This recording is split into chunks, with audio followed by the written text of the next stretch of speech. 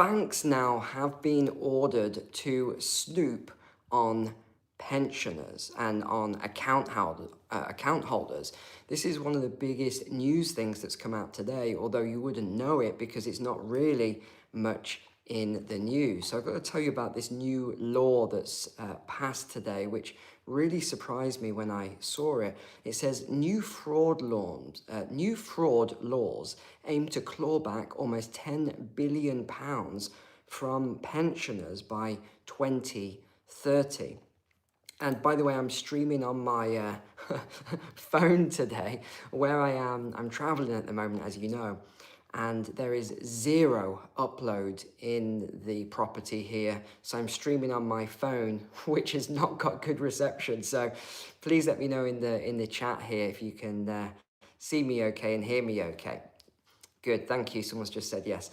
Okay, so banks then will be required to monitor pensioners' bank accounts and share payments data with the government under a new fraud bill. But actually, if you read through this bill, I've been reading through it, it's just Rachel Reeves trying to get more and more money from people. It says these new powers will be granted under the Public Authorities Fraud, Error and Recovery Bill, which is back in the House of Lords this month again.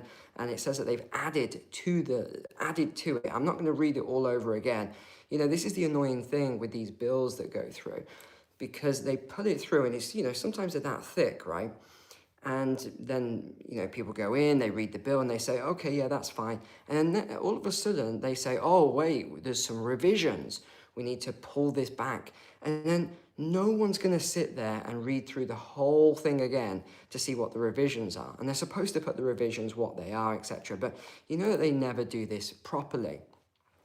So the legislation will force banks to report suspicious banking activity to the Department for Work and Pensions, the DWP, with overpaid or fraudulently claimed money taken back. Well, that's going to be interesting when it comes to pensions here.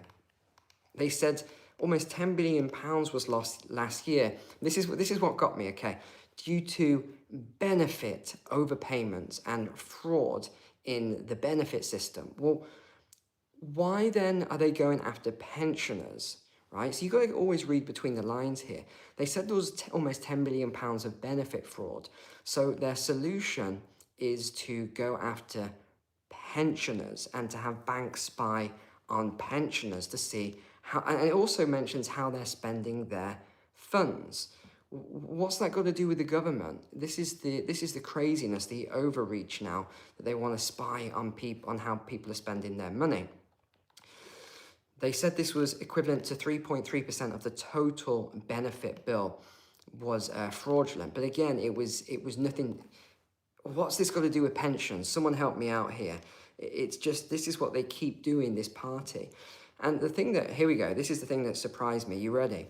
They said that the DWP is going to be using artificial intelligence tools that have been developed by the Cabinet Office to analyze the account data within the banks.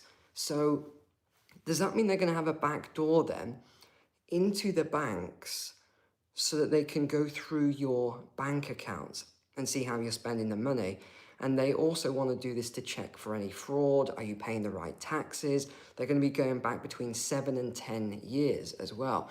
This is going to cause absolute carnage. It also says the banks have been forbidden from telling the customers that this will be going on. Financial institutions will have to share data with the DWP by this court order that's going through now, and they'll be forbidden from telling their customers that they have done so. Again, where is the integrity here? Where is the honesty? So they have to legally tell the government and give the government access to the bank accounts of people, and they are forbidden, it says here in black and white, they're forbidden from telling the customers that they are doing this. In case of both fraud and error, ministers will be able to recoup the money instantly, and it will be a direct payment from a relevant account, whatever that means. This comes just weeks, by the way, after HMRC restarted this controversial direct recovery powers. Do you know about this? This was from August, summer. It was definitely this summer that there was these direct recovery powers. They've sort of tried to put a pause on it, but it seems to be back again. So they can take, if it's more than £1,000 that you owe the government, and that can be a car parking ticket that you've not paid. It can be all sorts of things that's escalated. It can be all sorts of things. If you owe over £1,000, they can just go into your account and take it. Banks have raised serious concerns about the powers in this bill.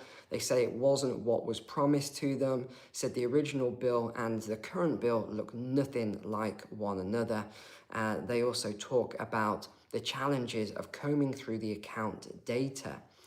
Under current rules, banks have to report suspicious activity to the National Crime Agency.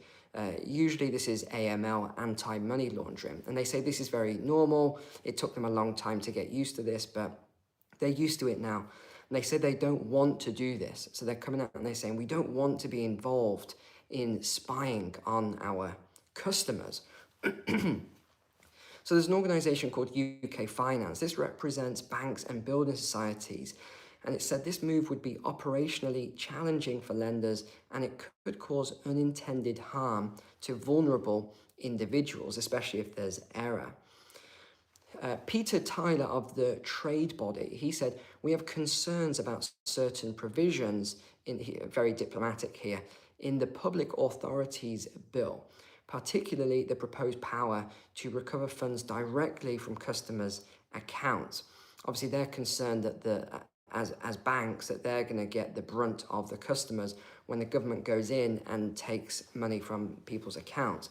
It raises the risk of causing unintended harm to vulnerable individuals, and it's likely to be operationally challenging.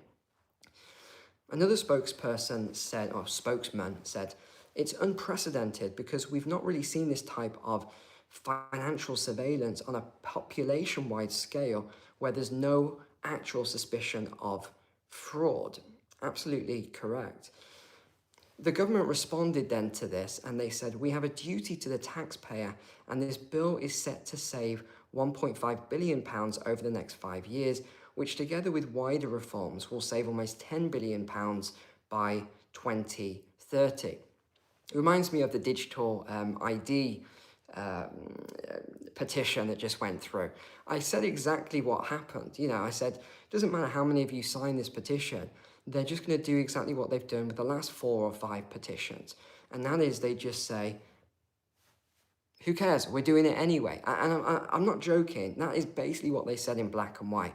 They said, we're doing it anyway, even though it's almost 3 million people. It's not far off 3 million people now signed that petition. The government's just said, we're doing it anyway. Tough, too bad. And I want to know in the chat, because I can actually see the chat today, right? Hold on, I can see the chat here, right here, for all of you that are online. I want to know what you think of this, especially if you're a pensioner who they said they're going to be. And you know the words that really surprise me when they say that we're going to be targeting pensioners. Why are you targeting anybody? The government should not be they should be targeting criminals, right? Not targeting pensioners. So I'm reading through the chat. No one's actually commenting on this. That people are commenting on different things, but that's okay. So here's a couple of things then. Okay, Denise says absolutely disgusting. Yeah, I feel the same way. So here's a couple of points just we can talk about here then. So the first one is number 1, loss of privacy. I've made a few notes myself. Because what's actually happening is the banks are being turned into government informants. That's the way I see it. Every single transaction you make, whether you send some money to a grandchild or you're buying some food or something like that, it's all being flagged. They're logging the whole thing. So people that are pensioners who've worked their whole lives are going to find themselves now being treated with suspicion and monitored. It doesn't make any sense. Next one, actually, before we go on to the next one, are you on my weekly email list, by the way? If you're not, if you look below this video, you'll see the link to that. It's really important because sometimes You'll notice, especially when I'm traveling, I'm not posting every day and I'm not streaming or posting videos, but I am still sending out emails. So just make sure you're on my email list, especially for the news.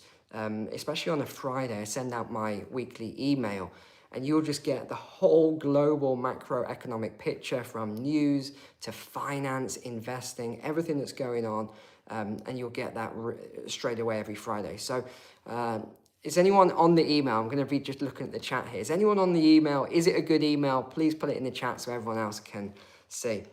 The second point then I've got with this is it's the presumption. Thank you. Someone said they're subscribed there. It's the presumption of guilt with all of this.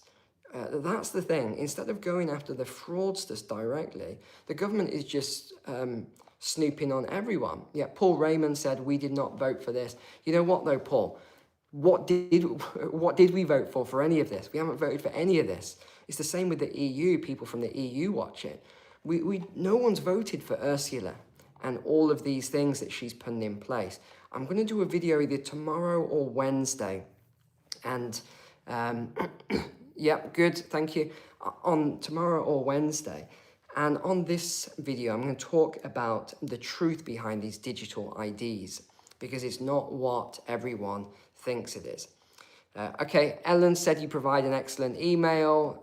Yeah, good. Glad everyone likes the email. Every Friday, make sure to get it. Okay, the third point then is the impact on everybody's life.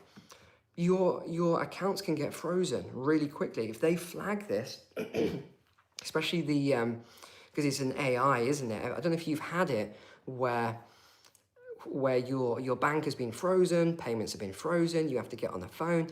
I've had this so many times. I'm speaking to someone and again, no offense to these people, like either in India, Philippines, etc. Very nice people, don't get me wrong. But I'm on the phone to them and they don't get it because they don't live in the UK, they don't know me, they don't know, the culture here, they don't get it. So for example, I was buying some new windows, right? This is a genuine story. I was buying some new windows and I just had to put a deposit down. My account was frozen for 5 days because I didn't respond to a text, which I didn't even see until about an hour later because my phone isn't on. I don't have my phone on loud all the time. So I didn't see this text. I made the payment. I thought that was it. No, they said, if you don't respond to this text within the next, however long it was, then the account will be stopped. Okay, well, I missed that. Well, it wasn't just that. It then sent another text. Okay, we stopped that. If you don't respond in the next hour, we're going to freeze your account because we think there's fraud. Well, I didn't see that either. So my account was frozen for 5 days. Do you realize 5 days, if you're a mother, right, and you're taking your kids out, you're buying shopping, you're doing all this, 5 days is insane to not being able to access your bank account. Anyway, so I'm on the phone with I don't know, I can't remember if they were from India or the Philippines, but they just didn't understand. They thought I was being scammed. Oh, no, what are these windows and doors? What are these windows? And I'm trying to explain, they're a McCoy-Ward, it's a special word, it's this, it's that. No, this is a scam, sir, you're being scammed. No, I'm not. 5 days of this stuff. So imagine what they're going to do if they flag anything on your account here. Quake saying, thank you, I'm mentally burned out. I think a lot of people now are mentally burned out. I think we're all burned out. I'm certainly get burned out from a lot of this as well. Brendan, why are the number of people signed the petition for them to accrue? Because I think the main reason for that is because they've already said we're not going to do it. They're not going to do it. So the third one then, the impact on everybody's life. It's going to have an impact. This will slippery slope concerns. This I don't think they're just going to. I think this is a test group. You see, because what do? They start with these test groups, and then I think they're going to go to all bank accounts. Right? They're going to start with these test group, and then they're going to go to all bank accounts. What about trust? I think our trust has already gone. You think how many of you, if you are pensioner age, you grew up with banks being that place of safety, right? You remember you'd go in. Interesting story, actually. I was in actually I won't say which bank because I don't everyone know where I bank, but I was in the bank a couple of weeks ago and I was sat in the waiting area and there was 3 ladies who would, I'd say, are pension age in there. Really lovely ladies. Oh, hi, Doris, how are you? You know, that sort of stuff. And it was quite funny because usually British women, they're very polite and stuff, aren't they? Well, one of them started out, oh, it's changed in here, hasn't it? Oh, yes, you're telling me. I remember when I knew everyone's name and they knew me. Oh, yes. And anyway, it started like this, very polite. And then by the end of it, they are just letting rip. These three women, they got themselves into a frenzy. So when this very nice lady, girl came over, she's probably like 19. Oh, Mrs. So-and-so, come on, let's go and do your payment. She was just like, I've been waiting for 25 minutes. And she just let rip on this girl. I felt sorry for the poor girl because I thought, she's just doing her job, but it's the banks. The banks are not what they used to be. They really don't care now. Digital ID, yeah. Civil liberties then. Pensioners, you know, people fought and paid for their taxes for decades to preserve freedoms, and now what you're seeing, it's all being taken away.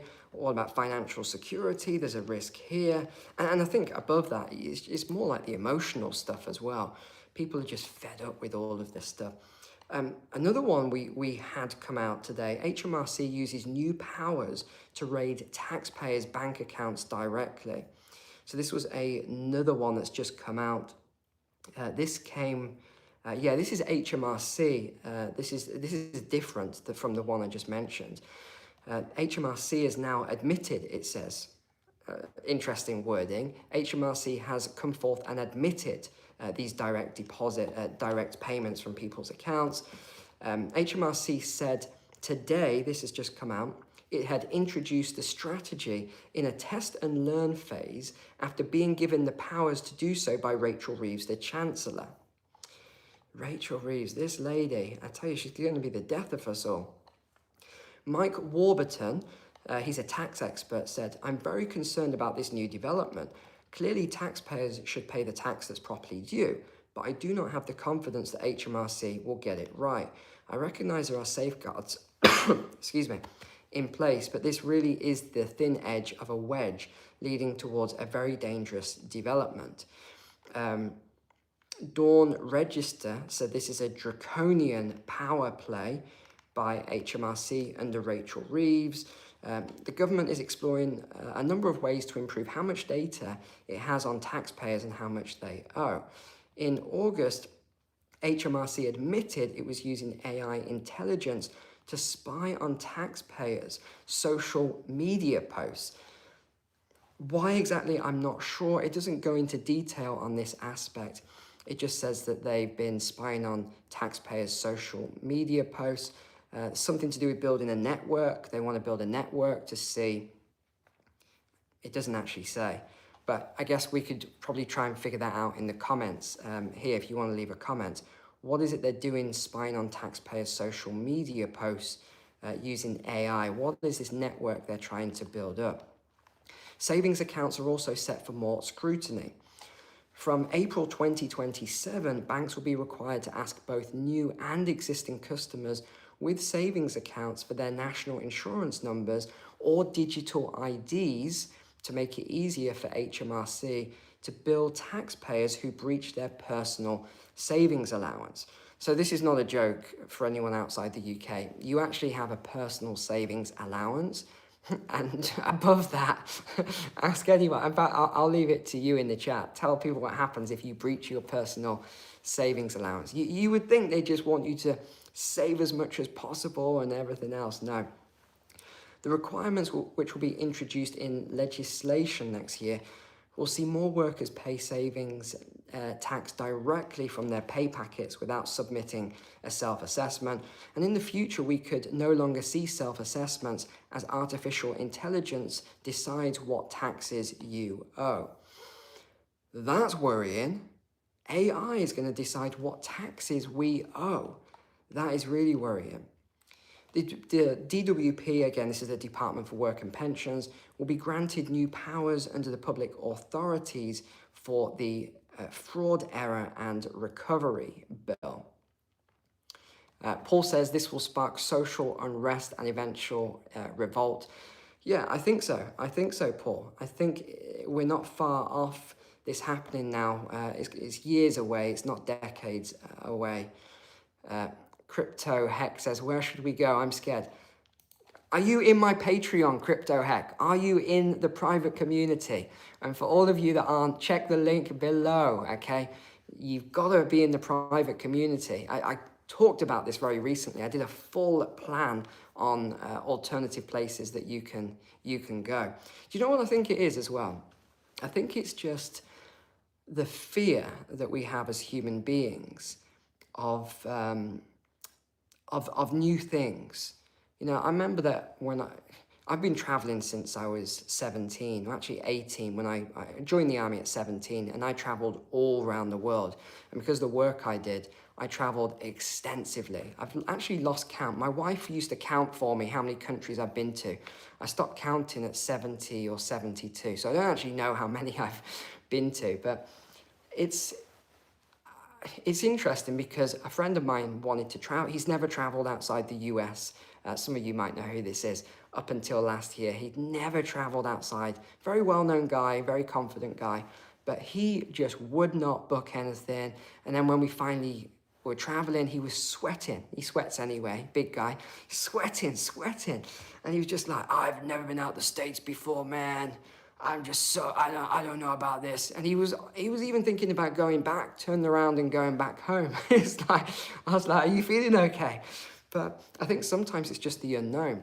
And one tip I always give to people is if you're not sure about whether you're going to stay in a place or you want to go somewhere else, just go on a week-long or 2-week-long or whatever holiday to that place. Just take a trip, see what you think of the place. That would be a top tip. Daniel says, I'm ready. I think it was Daniel. Sorry, I missed the name now. I'm ready to leave. Yeah, a lot of people, I think, are getting out. You see, you've got two options at the moment. You can either, well, kind of three. I'm option 3, I suppose. You can either stay and you can, you know, protest and fight and do all the other stuff. You can leave, go elsewhere, go to a better place, and then potentially return in the future. Or you can, like, option 3 for me was I moved to the Isle of Man. So I'm right next door. I'm actually in the UK today, by the way, going around some of the cities. It's difficult though. It's really difficult with these city tours because not only is it dangerous filming now, a lot more dangerous. 5 years ago, I could just film anywhere. It was no worries at all. Now it's so dangerous. It's just so dangerous. Gangs and illegal migrants and everything else, just they're the ones that kick off as well. Those are the two that kick off. The gangs, the alcoholics, the druggies, the illegals. These are the ones that really, really kick off. So it's just difficult. I don't even know where I was going with that. As soon as illegal migrants come up, I just oh gosh, you know, it is what it is. Where do we get to? So yeah. So those are your 3 options. You know, Isle of Man is another option. There's other islands, Guernsey, Jersey, etc. The reason I didn't go for those 2, the other islands, was because I wanted to buy a house. I don't want to just rent forever, so I purchased a house, as many of you know. So yeah, another option. Reeves' budget to loosen planning rules and mount £2 billion tax raid on banks, saying the banks need to contribute more to the deficit. Well, look, I don't like banks, but why do they need to contribute to this deficit? The banks have got nothing to do with the deficit. They're companies owned by shareholders. Their job is to make a profit for their shareholders. That's their mandate. That's it. It's got nothing to do with the government, nothing to do with helping the government to pay off its debt. And she's expected to announce a raft of new changes in next month's budget. So it's a month away now for the budget. And she said, we need to boost this sluggish economic growth, and the banks can help us do that by, it doesn't actually say, but what I think she's referring to, actually, it does mention here, the Tory government said that Rachel Reeves is due to reverse their cut. So they want to put an 8% surcharge on banks in the City of London. So you're going to see these banks leaving. Okay, if you put an 8% surcharge on them when they already pay their taxes, you're going to see them leaving. And look, I don't like banks, you know that. I think they're, you know what I think of them. But putting an 8% surcharge on them is not going to go down well. They're just going to, she's just going to keep driving away all the business from the UK. She really is. Also, adding VAT to services that are currently exempt. Yeah, we know this is happening. It's madness what's happening in the UK. But what has happened today in France? The Prime Minister, the new one, has quit after just 26 days. So you're going to see even more chaos coming up now in France. Macron should resign. That is the solution. Call a snap election. He's not going to do it though. And you'll find out why in tomorrow's or Wednesday's video. He will not resign. He will not go. He says he will not stand down before his term ends in 2027. Oh, what year? 2027. Interesting. The only thing now is to hold elections, said Marine Le Pen. She's right. BBC said Marine Le Pen of the extreme hard right National Rally RN. They just keep adding all these words, right? Extreme, hard right. It's ridiculous. Yeah, so what is his option? He can appoint another prime minister, he can resign, or he can, again, dissolve the National Assembly. I mean, there isn't really much else to be done here. It's not like there's loads of options. And the deficit is 5.8% of GDP now. And the actual, if you want the full deficit, the national debt is 114%. That's third to Greece, Italy, and France is third now. And there's almost no way out of this. There really isn't. In fact, Greece's debt to GDP is 153%, Italy's 138%, France 114%. So that tells you how bad this is now. And there isn't really a solution to it. EU's von der Leyen has got more challenges, no confidence vote again. It's not going to go through. She keeps winning because these people want her in power. They're going to keep her in power. But let me know what you think in the chat then. I'd be very interested to know. It's just funny today. I always broke a sweat myself trying to get all this ready. Had everything beautifully laid out, all these images and all this stuff. Just no reception. Cannot get any upload reception. So I'm on my phone here. I hope it's worked out, and it's worked out for you all, and it was an enjoyable stream. France has a prime minister and a president. Indeed, they do. So the president is Macron. The prime minister is no one. We'll see who comes in next. But they need to just do the honourable thing in France. Let them have an election. The reason they won't, Macron's blocking it, the EU's blocking it, because they know it's going to go conservative. And they want it to stay more liberal.